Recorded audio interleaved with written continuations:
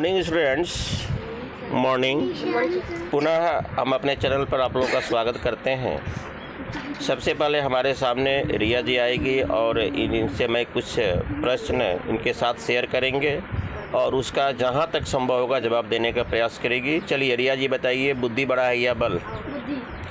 देखिए रिया जी कहना है कि बुद्धि बड़ा है, तो बुद्धि क्यों बड़ा है इसके पक्ष में कुछ अपना तर्क दीजिए। क्योंकि बुद्धि होने से हम लोग कोई सा भी कठिन समस्या को सरल कर सकते हैं। चलिए थैंक यू। इन्होंने कहा कि बुद्धि होने से कठिन समस्याओं का समाधान कर सकते हैं। चलिए इनके हम तर्क से बहुत हद तक सहमत हैं। चलिए अब रोमा जी बताएगी, बुद्धि बड़ा है या बल? बुद्धि। चलिए बुद्धि अपने वरीयता दिया, इसका क्या कारण है?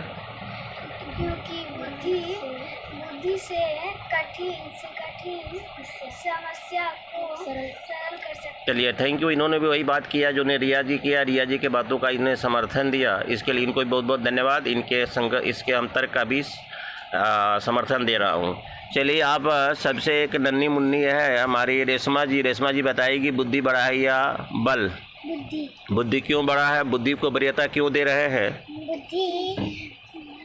बुद्धि बहुत सारी कठिन सवाल को। चलिए इनको भी वही जो ने रिया जी बताया, जो रास्ता दिखाया, उनके ही रास्ते पर सब चलने को तैयार है, इसलिए रिया जी को बहुत बहुत धन्यवाद। चलिए अब रियासत जी बताएंगे, बुद्धि बड़ा है या बल? बुद्धि बड़ा, इनका भी कहना है बुद्धि बड़ा है। चलिए रियासत जी बताइए कि बुद्धि क्यों बड़ा है?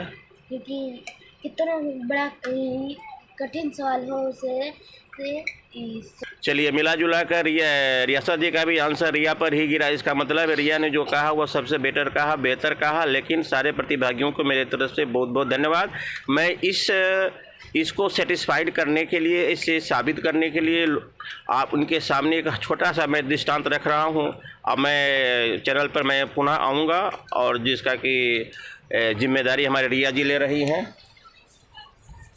देखिए डियर स्टूडेंट्स, देखिए एक वन था, उसमें एक बहुत बड़ा सींग रहता था, बलवान। उसने ये कहा था कि भाई देखिए, स्वेच्छा से एक जानवर हमारे आहार के लिए हमारे करीब में पहुंचा करेंगे। अगर स्वेच्छा से आप लोग नहीं आवे तो मैं गुस्सा। मॉर्निंग स्टूडेंट्स, और जो अब मैंने इसके पहले के वीडियो में जो मैंने आप लोगों से इंटरव्यू लिया, उसको मैं बहुत हद तक एक प्रायोगिक स्तर पर, एक कहानी के स्तर पर, एक दृष्टांत के स्तर पर आपको समझाने का मैं प्रयास कर रहा हूँ।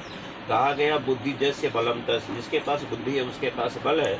इन लोगों का आंसर उत्तर बहुत ही सकारात्मक रहा। किसी जंगल में एक बाघ रहता था और उसने जंगल के सारे प्राणियों से यह कहा डाला था कि हमारे आहार के लिए एक जानवर स्वेच्छा से हमारे यहाँ आया करेंगे। अगर ऐसा नहीं हुआ तो गुस्सा मारकर जंगल के सारे जानवरों को मार डालूंगा। इस परिस्थिति में बारी बारी से एक जानवर जाया करते थे। एक दिन एक कछुए की बारी आई और कछुआ बड़ा रास्ते में सोचते गया। कहा कि भाई आज तो हमारा जान चल ही जाएगा, और बुद्धि विवेक से तर्क वितर्क और करते रहा और बहुत विलम्ब से बाघ के पास पहुंचा। बाघ ने कहा कि भाई तुम इतना विलम्ब क्यों आए हो? इस गुस्सा में आज हम पूरे जंगल के जानवरों को मार डालूंगा। कछुआ तो सुनिए, बाघ के रास्ता में दूसरा बाघ हमको घेर रखा था और कहा कि मैं जंगल का राजा मैं हूँ, तुम मेरा आहार बनोगे। इस बात को सुनकर वो बाघ ने आग बबूला हो गया और कछुए से पूछा कि भाई चलो हमको बताओ, देखे वह बाघ कहाँ पर रहता था।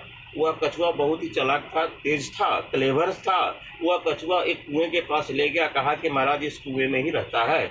बाघ ने उस कुआं में झांका तो उसका प्रतिबिंब दिखाई दिया। बाघ अगर चिल्लाता था तो कुएं से प्रतिध्वनि आती थी। वह जैसे जैसे बाघ प्रतिक्रिया करता था वैसा जवाब से वह बाघ